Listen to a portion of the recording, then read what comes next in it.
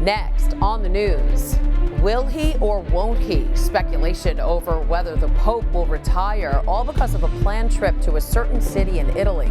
We'll speak with Vatican insider John Allen. Plus, so the president has made it clear that it's time for Congress to act. As the Senate meets on toughening gun control laws, President Biden calls for lawmakers to act now to prevent other deadly shootings. Also, a possible cancer breakthrough at a New York hospital. How an experimental treatment eliminated tumors in more than a dozen patients.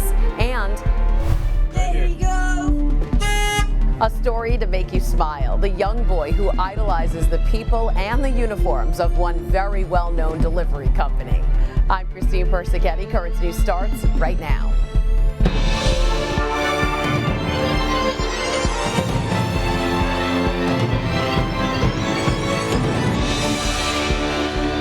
Pope Francis's travel plans to L'Aquila this summer, fueling speculation he may step aside. The Holy Father plans to visit the basilica that houses the tomb of Pope Celestine, who resigned in 1294.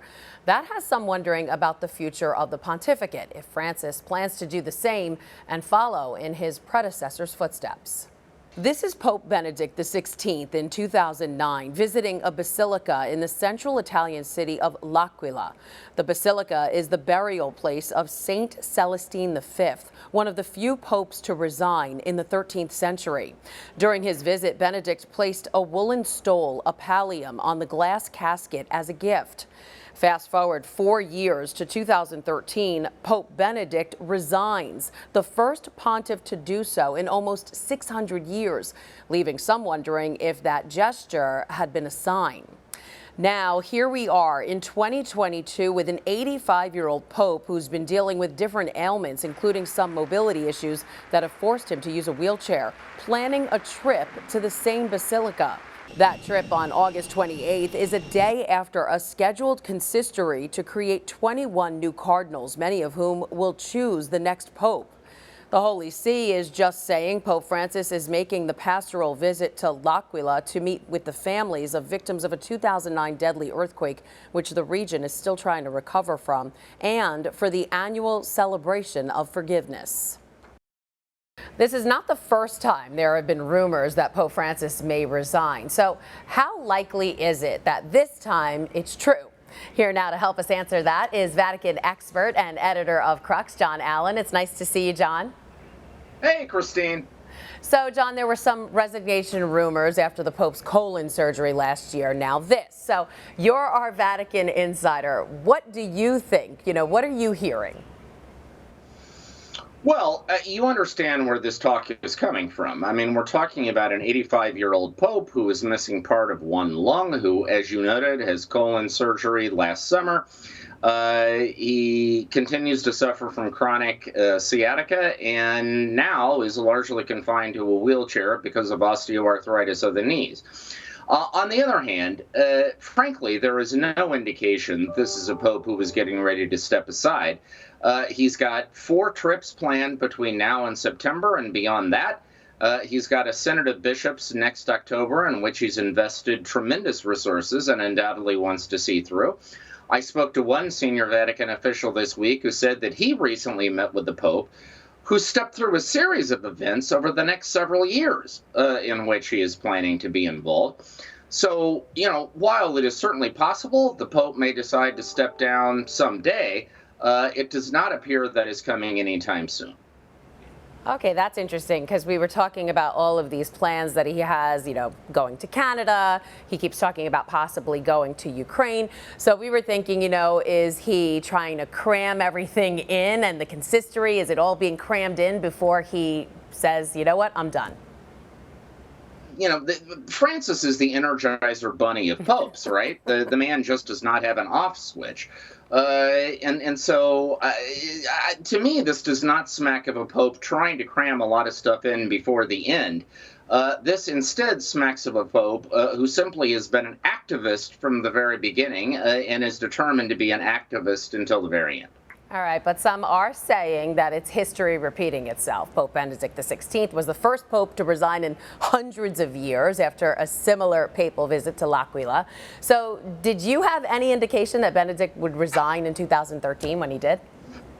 No, in fact, Christine, on February 11th, 2013, when Benedict made his announcement, I was at a conference at the Italian Foreign Ministry on religious freedom. And I remember during a break in that conference, I got a phone call from the BBC asking me to comment on the Pope's resignation. And I blew it off. I said, no, come on, this can't be true. This is ridiculous. And I hung up. So, I'd love to tell you, yes, I was so wired. I knew exactly what was going to happen. But the truth of it is, I was caught off guard just like everybody else.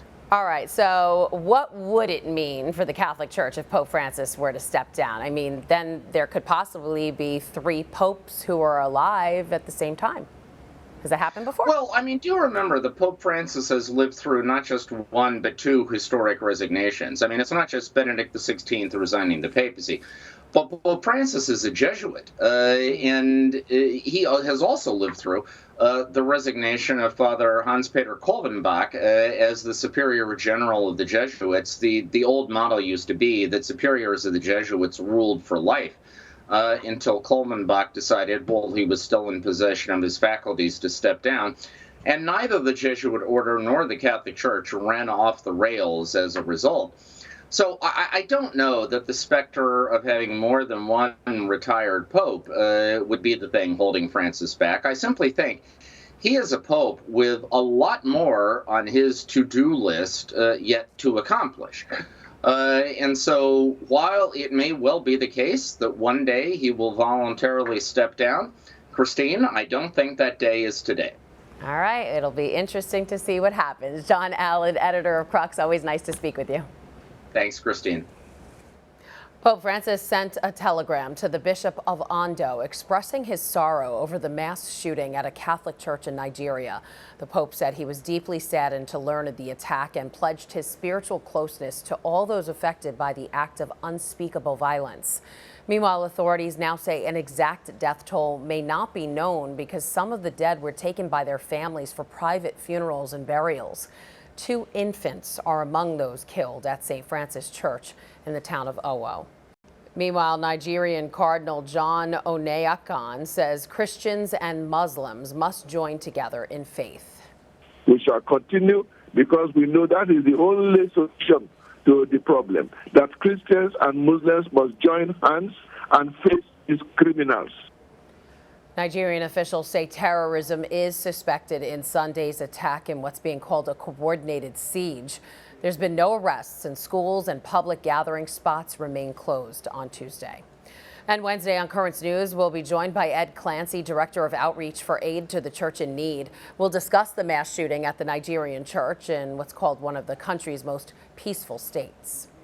Here in the U.S., bipartisan negotiations on gun control are picking up momentum in the Senate, but not everybody is on board. John Lawrence reports on the latest incidents of gun violence in the country and how the Biden administration is calling on Congress to act now. At least 13 mass shootings were reported in the U.S. this weekend, resulting in 17 deaths. 7 victims right now. 7. On Sunday in Tennessee, gunfire erupted in the Chattanooga area for the 2nd time within a week. I was like, wow, it was just crazy how I was just, right down the road when it happened. The nonprofit Gun Violence Archive says there's been at least 246 mass shootings across the country through June 5th, and that the U.S. is on pace to have more mass shootings in 2022 than in any other year. There's more to do. Thoughts and prayers won't fix this, but taking strong action will. White House officials say President Joe Biden is encouraged with the Senate negotiations on gun control measures, but would like action taken sooner rather than later. While there have been measured victories on gun violence prevention in recent years, there hasn't been a wide-ranging bill passed since 1994. That's almost 3 decades ago. So the president has made it clear that it's time for Congress to act. Democratic Senator Joe Manchin of West Virginia is among the lawmakers who support raising the minimum age to buy a semi-automatic weapon to 21. But many Republicans resist the idea. We're going to stop sending 18-year-olds to fight our wars for us. I suppose at that point you could maybe consider it, but no, the age isn't the issue, nor is the gun. I'm John Lawrence reporting.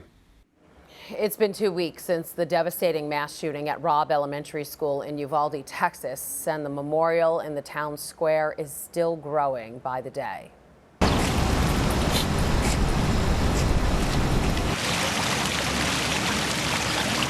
Mourners from all across the state have been making their way to the small city, laying down toys, candles, and bouquets in honor of those killed. The fountain is surrounded by 21 crosses, each one personalized for the victim it represents. Just seeing the little kids and just seeing like the different interests that each of them had, and knowing that it was stopped so brutally. So yeah, it's very heartbreaking. Apart from the 21 victims, at least 17 other students and teachers were injured in the shooting, and the families of 4 of those children are now taking legal action against the gunman's estate. I told my kids to act like they're asleep, so I'm going to act like I'm asleep also. And I prayed and prayed that I would not hear none of my students talk. Later in the newscast, the chilling details from inside Robb Elementary School. A 4th grade teacher who was shot twice finally speaks out about the moment the gunman confronted his class. The Uvalde community is getting a major boost from the Diocese of Brooklyn after an entire school of student activists raised almost $4,000. The kids of St. Joseph the Worker Catholic Academy were wearing orange on National Anti-Gun Violence Day in response to the recent school shooting in Uvalde. The kids themselves raised more than $1,300, but the school's chairman of the board also pledged to donate $10 for every student who took part, bringing their overall total to more than $3,000. On top of the money, the students in every classroom also prayed for the victims and the Uvalde community.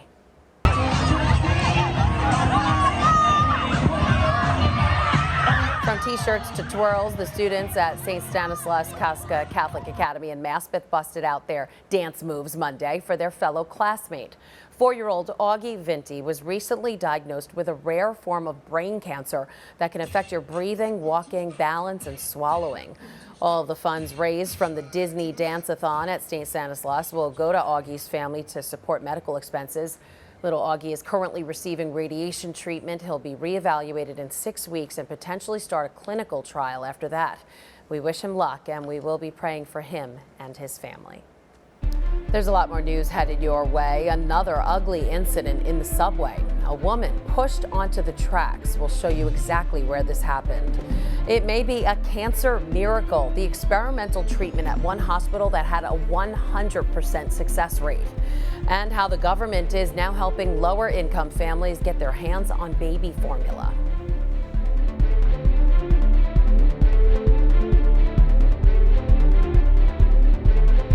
There are now some big changes to the tablet website. You can get personalized access to the Catholic news you value. Sign up for free at thetablet.org.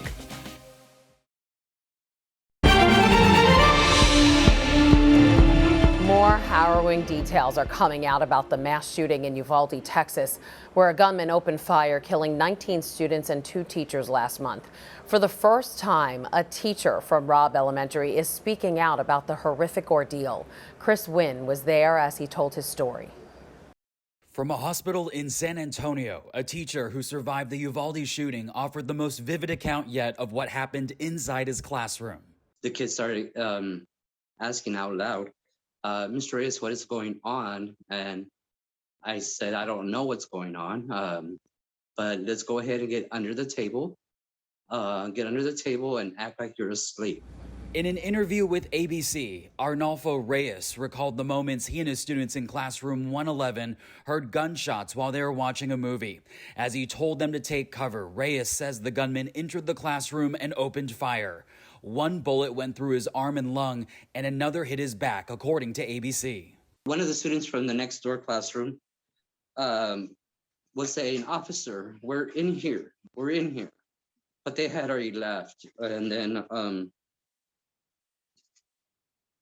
he got up from behind my desk, and he walked over there and he shot over there again. Officers had responded within minutes of the suspect entering the school, but were repelled by the gunman's fire and then stationed in a hallway waiting for reinforcements, even as children inside called 911 and begged for help. I get more angry because you have a bulletproof vest. I had nothing. Meanwhile, in Washington, an impassioned plea from actor and Uvalde native Matthew McConaughey urging lawmakers to act. Start by giving all of them our promise that their dreams are not going to be forgotten.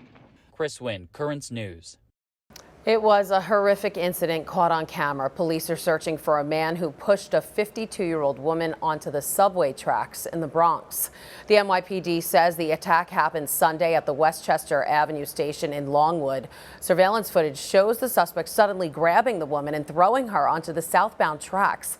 Thankfully, people nearby rushed to help her. The victim did suffer a broken collarbone, but is expected to be okay. That wasn't the only incident in the city's transit system. Early Tuesday morning, a passenger attacked an MTA bus driver after refusing to pay the fare. It happened just after midnight in Prospect Lefferts Gardens. Police say the 39-year-old driver confronted the fare dodger, and after getting into an argument, the suspect stabbed the driver in the stomach and slashed his face. The victim is in stable condition, and police are still looking for the suspect. Following the attack, union leaders called out the MTA, saying Tuesday's incident highlights the need for more precautions. They're asking the city to buy new buses with a front seat design that would include wall-to-wall and floor-to-ceiling barriers, making it impossible for a rider to attack the driver. They're also asking the NYPD and the transit police to assign officers to ride buses around the city. Low-income families will now have easier access to baby formula amid a nationwide shortage. The USDA says it's offering waivers so families with federal WIC benefits can get formula that's not normally available to them. The products have been imported from other countries as part of Operation Fly Formula. The Biden administration launched the program last month in the wake of a massive recall of Abbott Nutrition baby formula in February. A small group of cancer patients experienced something of a miracle. All of their tumors disappeared after taking part in a new drug trial. The study was conducted on 18 rectal cancer patients at Memorial Sloan Kettering Cancer Center in Manhattan. The drug, called dostarlimab, was given to each patient every 3 weeks for 6 months. Researchers say while the results are extremely promising, a larger study is needed. The supply shortage crisis now affecting whether or not you can get a CT scan. Hospitals nationwide say the contrasting dye and gloves needed for the procedure have been hard to come by. The dye is administered to patients by IV and makes it easier for health officials to get detailed images of inside the body. Some hospitals say they're doing CT scans for emergencies only until more become available.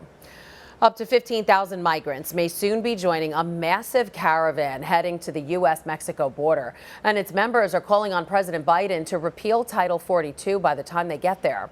The group began with 6,000 people in southern Mexico, and those numbers keep growing. Last week, it was reported to be about 11,000 people and is expected to grow to 15,000. The caravan's departure was timed to coincide with the start of the Summit of the Americas this week. That summit itself is causing controversy for the Biden administration. The United States is hosting, and there's been a decision to exclude Cuba, Venezuela, and Nicaragua from the guest list. Patrick Oppman reports from Havana. Even before the Summit of the Americas got underway this week in Los Angeles, there was a controversy brewing over the guest list. As the United States is the host for this summit, the Biden administration gets to decide who is invited. And fairly early on, officials indicated that Cuba, Nicaragua, and Venezuela, because of concerns over their human rights records, would not be getting invites sent to them. That did not sit well with Mexico's president, Andrés Manuel López Obrador, who said that if those countries were not invited, that he perhaps would not attend. There was some back and forth behind the scenes for several days where the Biden administration and AMLO, as he's known, his administration, tried to work out a compromise, but apparently those negotiations failed, as on Monday, the Biden administration finally confirmed that Cuba, Nicaragua, and Venezuela would not be getting invites. The Mexican president said that he himself would be boycotting the summit, but he would send in his stead a delegation of high-ranking Mexican officials. And then in July, he would visit the White House and meet one-on-one with President Biden. Cuba blasted their exclusion, saying that it was undemocratic. The U.S. said that there would be Cuban representation in the form of opposition activists who they said they would invite to the summit. But some of those activists over the weekend said that they were not being allowed to leave the island by the Cuban government. That was Patrick Oppman reporting. 23 heads of government are expected to attend the summit. Still to come on Currents News, he sure delivers a lot of joy. The young boy who shares a special bond with a well-known delivery service. And the big birthday celebration for a much-loved figure in the Diocese of Brooklyn.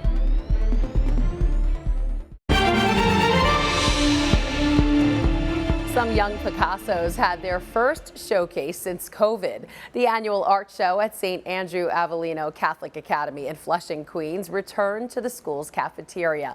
And it featured beautiful displays of paintings and life-size and three-dimensional paper mache pieces.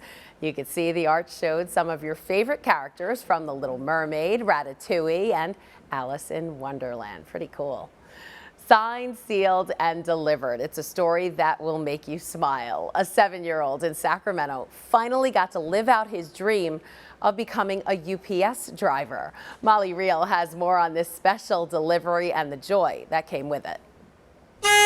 7-year-old Drew Bosman loves UPS. Every time a UPS truck would go by, UPS! His favorite color? Brown. His Halloween costume, you guessed it. We got him a little uniform for Halloween and it stuck. He started wanting to put it on and deliver packages to his friends, and he told everyone who would listen that he wants to be a UPS truck driver when he grows up. And his mom Becky says it's because Drew says UPS delivers joy, which is fitting. Joy is kind of my platform as it relates to Down syndrome because, to be honest, having a kid with Down syndrome has been the greatest source of joy in my life. And today, UPS delivered something special to Drew, his biggest dream, to suit up in brown and bring parcels filled with presents to his peers. We heard that he loves delivering, loves UPS, and he loves bringing joy for what we do to other people. Yeah. In a miniature truck decorated with flames and filled with packages, UPS driver Ian Geddes drove Drew to his school at Caleb Greenwood. Together, they announced their arrival, unloaded the parcels, and wheeled them onto campus for Drew's first grade class. Living his dream, delivering joy. This little kid who would do anything that anybody asked freely. And we get a call from this lovely corporation willing to do something like this for us. And it's just everything. Drew's mom says joy is the delivery he makes every day. That's what Drew's here to do. He does it to everybody he meets, and it just moves you to tears. So cute. That was Molly Reel reporting. While she was happy to see her son doing what he loves, Becky says it was also an incredible opportunity that allowed Drew to explore the world around him. And before we say goodbye, we just want to wish someone a very happy birthday. Happy birthday to you. Brooklyn Bishop Robert Brennan turned 60 on Tuesday. It's his first birthday since his installation in the Diocese of Brooklyn. So on behalf of everyone here at Currents News, we wish you a very happy birthday. May Almighty God bless you with good health to continue on your mission. And that is Currents News. I'm Christine Persichetti. Thank you for joining us because we are putting your faith in the news. Hope to see you again next time.